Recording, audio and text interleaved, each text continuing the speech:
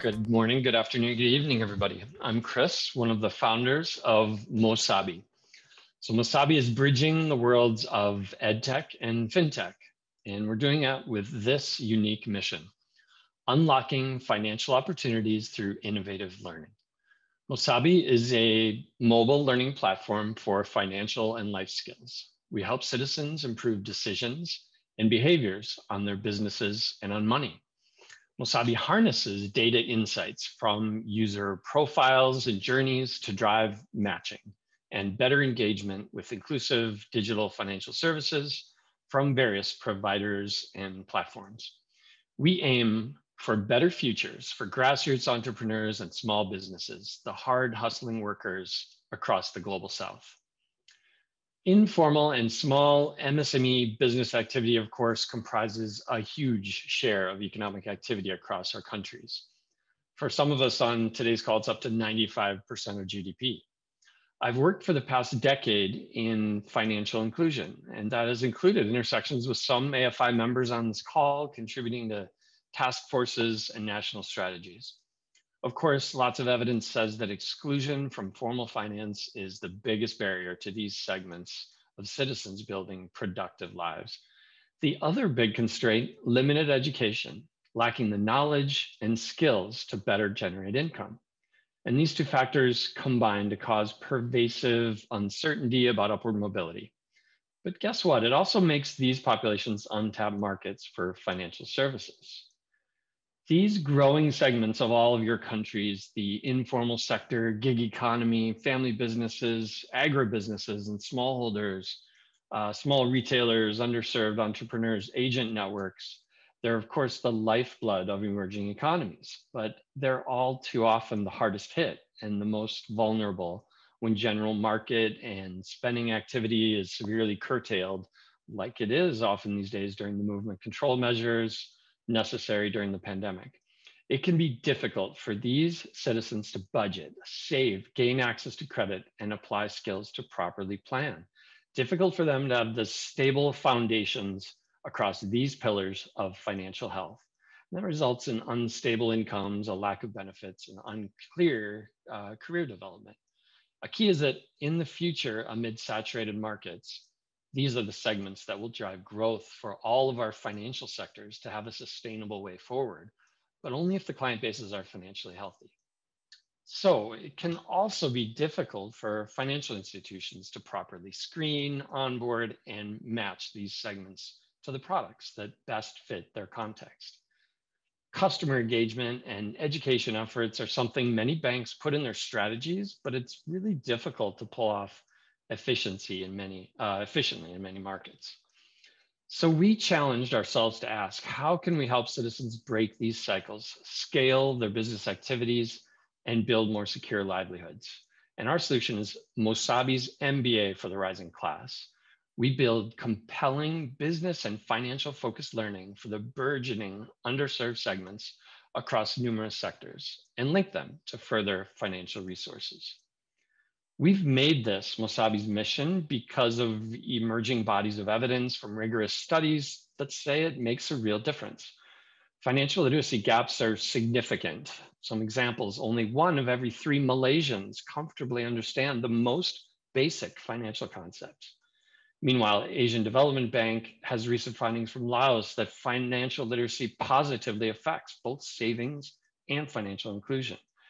A recent 8-year longitudinal study tracked progress and showed that financial literacy is a significant indicator of positive future financial outcomes and behaviors.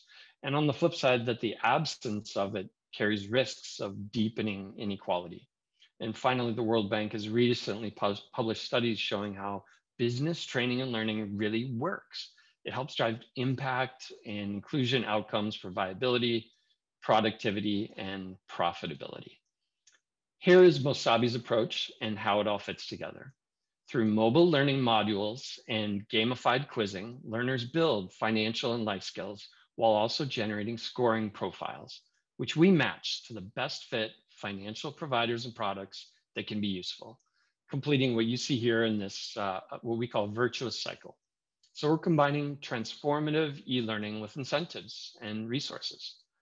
We've built everything to be customized and data-driven, and AI and machine learning make sure that both the education and the financial resources available are the best fits at the right time. We connect with users on mobile channels for both smartphones and basic phones.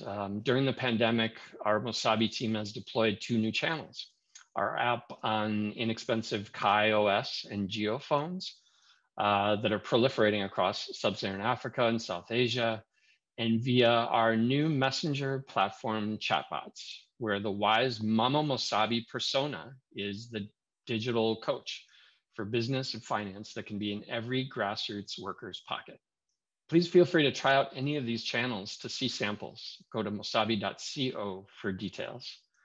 Learners see modules on entrepreneurship, financial literacy, managing money, demystifying digital financial services, understanding client protection and creditworthiness, rights and responsibilities of digital data, covering soft as well as hard skills from mindset and motivation to budgeting and bookkeeping. Mosabi journeys align with themes, and users can grow and evolve their journeys along the way as their needs change. Some examples of user personas and themes, alongside UN's World Food Program, we educate base of pyramid smallholders to do more productive farming and coach them as they onboard to their first formal financial products. We've worked with NGOs empowering women and girls so they learn with Mosabi how to overcome gender barriers and make money decisions that reduce the risk of dramatic financial shocks during pregnancy and infant care. We're part of an IFC working group on refugees and forcibly displaced populations who get access to information about accessing resources and building entrepreneurial activity in their new countries and environments. And finally, some of our newest modules use best practices from JICA, Japan's development agency, to bring Kaizen concepts for making operations simple and efficient for small-scale manufacturers, artisans, and agribusinesses, for example. Mosabi content is entertaining and engaging. It overcomes limited literacy with audio and visual cues and gamified quizzing and nudges, link learning directly to financial events in our users' lives. We've built these channels and a core infrastructure that supports a user to hop from one channel to another, continue her lifelong learning journey, no matter the type of device, with or without data access, and whether she has storage space for another app or not. Mosabi's content and interface is in major official languages like English, French, Spanish, and Swahili, but also local indigenous languages like Twi, Ewe, Creole, and Wolof. We've recently launched in Malaysia, our first market outside of our home origins in Sub-Saharan Africa, and users can learn in Malay and English, but also Bahasa Indonesia, Bengali, and Filipino. You've just heard about the learner experience, the EdTech part of our solution. Let's go back to this virtual cycle to zero in on the FinTech part of Mosabi. Mosabi learning happens on 2 fronts. You've seen the practical skills for our learners that I talk about, but we also have actionable data insights for our partners. For our business model, Mosabi works with vetted, local, responsible financial service providers. These institutions pay us a B2B subscription fee to license our content and scoring, as well as for lead generation for their products. Mosabi's patented data science and machine learning algorithms turn engagement analytics into scoring profiles on the underserved citizens and MSMEs. 2 algorithms, one on preparedness and one on risks. Our partner banks benefit via dashboards, reporting, and open APIs to inform business decisions. But this real-time monitoring and evaluation is also available to stakeholders like AFI members that are all in today. Through dashboard access, you'll see aggregated metrics and KPIs to monitor and judge the success and impact of Mosabi for operations with providers and under AFI's working groups and national strategy frameworks. And we all know how important that monitoring and measurement is to donors, partner development agencies, et cetera. Mosabi can drive meaningful engagement and financial stability for current customers of our partners.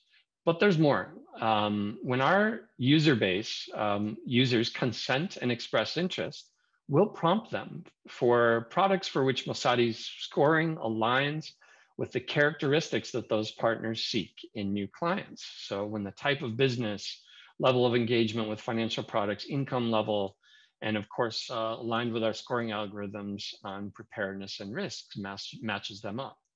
We think this marketplace approach is particularly exciting because, like all of you, I'm inspired by all of our fellow showcase finalists.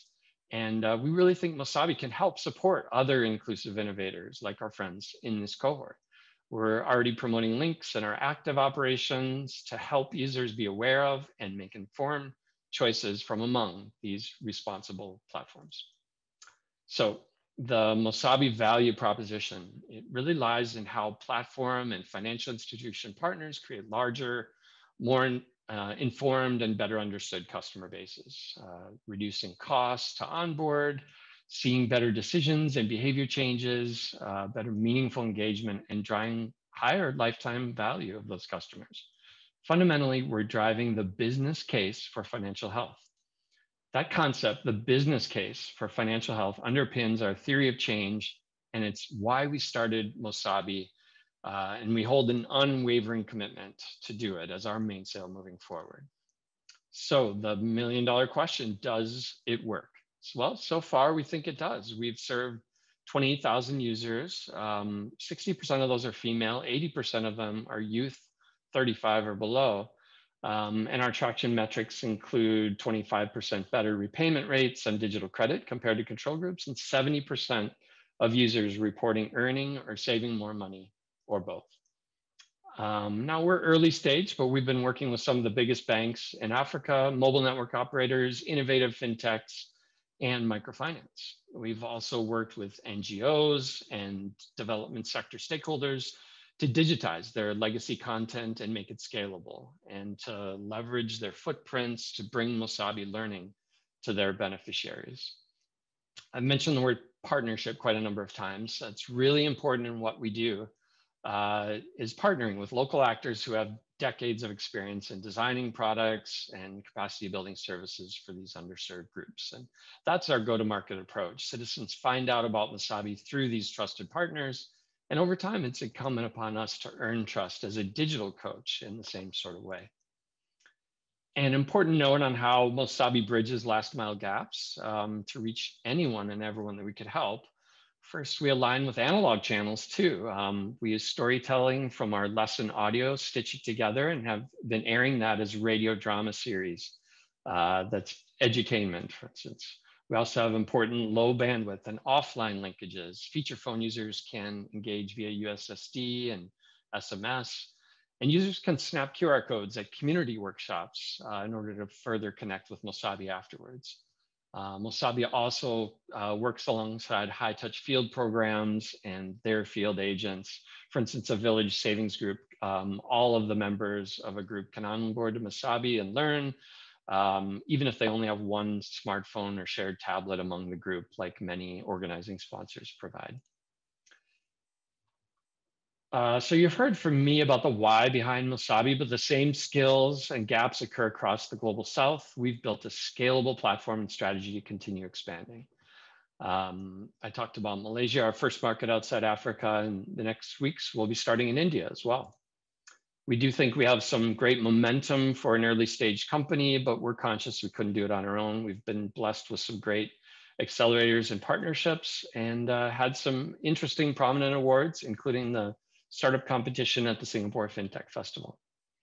And while I'm proud of our unique solution, we really feel our team is the biggest differentiator. I'm really lucky I get to work with every day with amazing people who are passionate about our mission, who are thought leaders in education, financial inclusion, creative arts, and technology for emerging markets.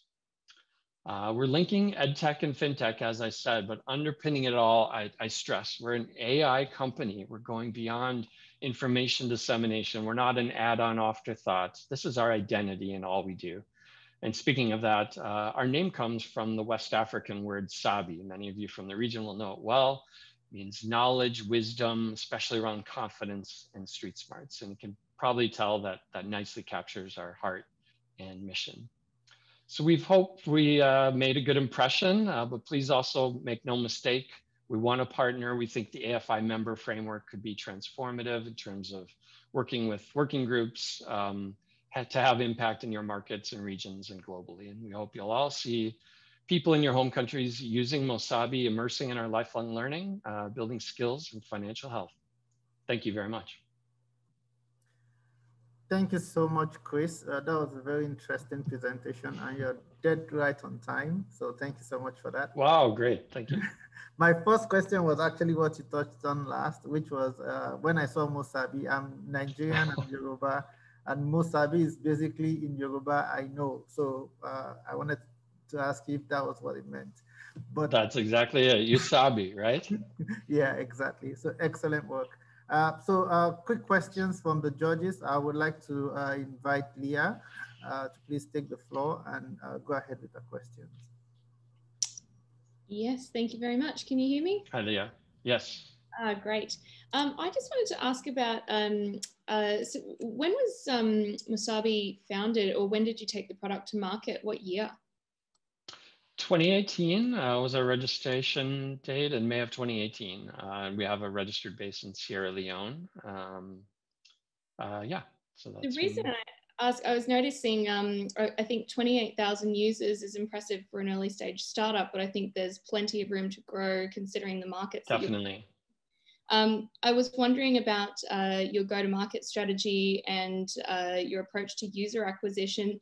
Do you have any plans to actually go direct to user in future, and how you would do that beyond just working with your B2B subscription partners? Yeah, that's a good question, Leah, and we do have plans to do that. We've been, I guess, careful about how we scale, because direct user acquisition is, in terms of a unit cost of acquiring that user, is actually very expensive comparatively, especially in emerging markets, like to do digital advertising and try to convert organically and get word of mouth going. So we really feel that trusted advisor relationship with our implementation partners has been a good way to build in our early days. I think as we grow and as we explore new markets, we'll continue to evolve that. And the short answer is yes, we want to explore that direct to user engagement as go-to-market as an engine that can help fuel that. We just want to do it in the right way and do it in a lean and efficient way. That's great. Just one more question from me. I was wondering, how do you actually manage that tailoring to new markets? So you mentioned you started out in Africa, you've got customers in Malaysia, now rolling out into India. Who's actually leading that, and how do you approach different markets in terms of user adoption?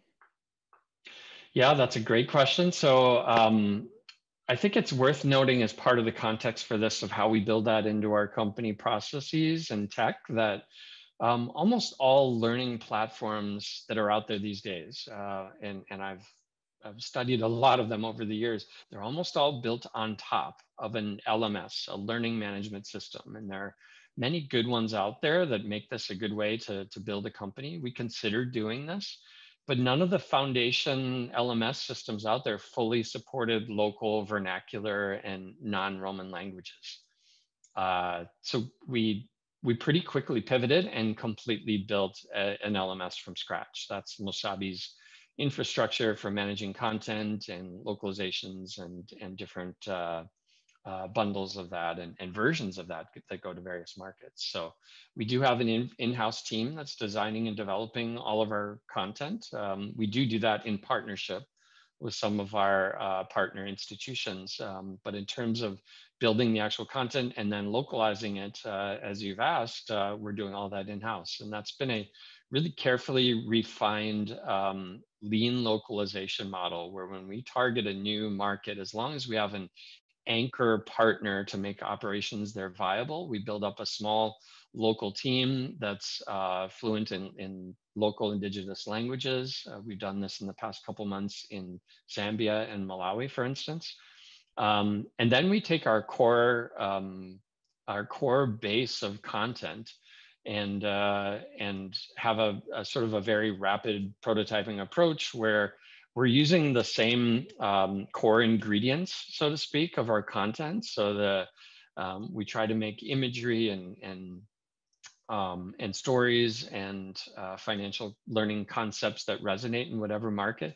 And then we're doing like a light localization in every market with that local team, where we're putting in local language, currency terminology, references to local institutions and products that vary from market to market. So it's a way of building on top of that foundation in a way that resonates with local people in our target demographics. That's great, Chris. I really like your approach to overcoming low literacy levels as well. Thanks very much. Thank you. Sure. Thank you so much, Leah. I would now ask any of the other judges, Nadezhda or Ernesto, if you have any questions for Chris. Ernesto, please go ahead. Please, Nadezhda. Okay, thank you. Thank you very much. Chris, thank you very much for very gripping and interesting presentation. I have actually two questions. One is quite practical one. It is how what have been done by a company during the COVID-19? I mean, how plans have changed? Do you manage to rearrange your platform, or maybe you reveal maybe new behavioral patterns or something like that? And it maybe forced just somehow adjust your learning programs. And the second question is quite trivial from the regulator. Do you somehow interested in what international organizations passes? I mean, maybe new standards, maybe new guidance or something like that. I mean, ISSB is doing a lot in respect of digital financial literacy now. Do you somehow take it into the account? Thank you. Yeah, those are great questions. So I'll take the first one first. Like everybody, the COVID-19 pandemic has affected us. It's been a mixed bag for Mosabi. I would say that we are seeing challenges in some of the partners that we work with, since we are predicated on that model. They've had to dramatically adjust operations. Some of our financial provider partners completely stopped their lending portfolio, and some of them have not even restarted it to this point. I think all of us on the call have heard instances of that happening. So it requires us to have ways to pivot and provide alternative providers. I think Mosabi's role as an intermediary is a really interesting one in that regard. So we've gotten enhanced interest during the challenges of the pandemic for that, right? But we do have other partners that have had to pull back on budgets, that have had to make dramatic shifts in their operations, and we have to sort of move in lockstep with that and adapt along the way.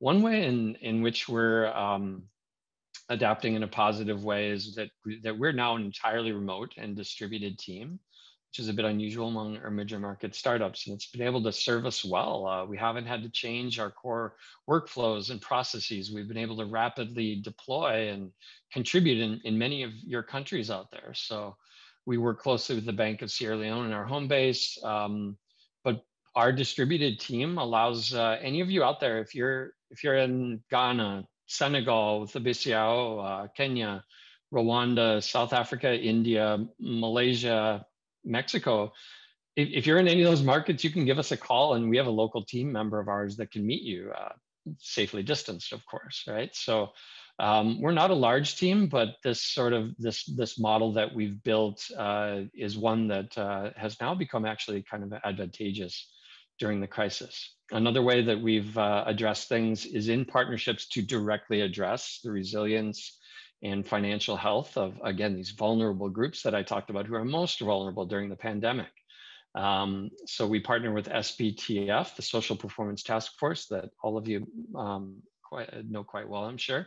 They built a COVID-19 client resilience survey tool that's being used to great degree across the market, but is still, predicated on legacy survey techniques that have sort of limited efficacy sometimes in reaching client bases during a pandemic. We've digitized the survey, put companion learning along with it so that respondents understand it. And it's a core module within Mosabi that all of you can test and try out. Ernesto, if you want to log in with your Mexico phone number, you should be seeing this survey in Spanish, for instance. So I think those approaches are also something that are serving us well and serving our users and our partners well. So to address the last question you had there, it was about the sort of existing or emerging digital financial literacy frameworks that are coming through the AFI member organizations.